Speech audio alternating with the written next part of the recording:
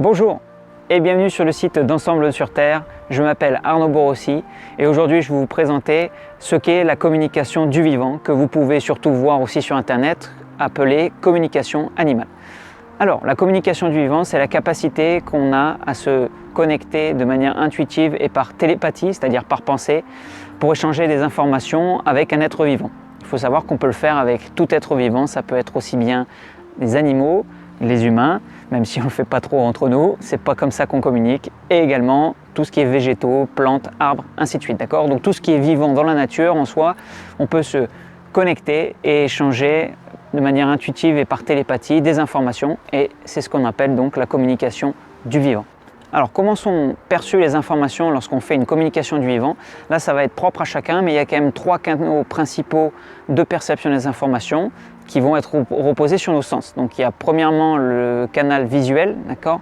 C'est-à-dire on va voir des images, on va voir des flashs. Ensuite il y a le canal auditif, on va avoir des sons, des mots, voire des phrases.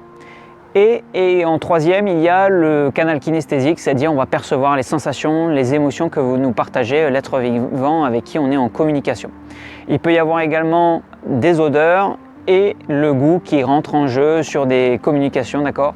Mais voilà, les 3 canaux principaux, c'est visuel, auditif et kinesthésique. Donc, le communicant du vivant ou l'interprète animalier, si on se focalise sur la communication animale, pour pouvoir se mettre en relation lors des communications, il va devoir passer d'abord par un état plus méditatif. Le but, c'est juste d'avoir un environnement calme et un esprit libre pour pouvoir justement recevoir les informations et les transmettre, d'accord?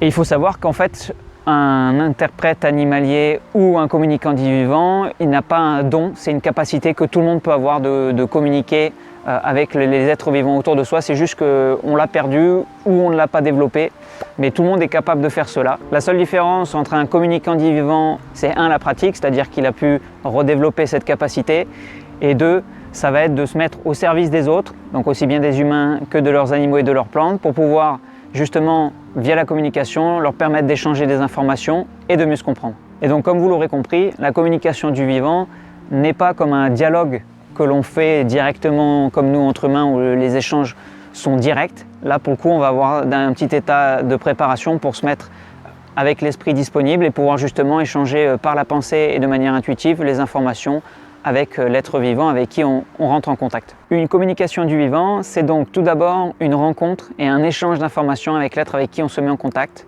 Donc que ce soit animal ou plante, on va se mettre en contact directement avec lui, c'est possible soit directement face à face, soit au travers d'une photo, et on va se connecter à son énergie, à qui il est. Si l'animal est décédé, on peut également se connecter à son âme et à son énergie une fois qu'il est passé de l'autre côté.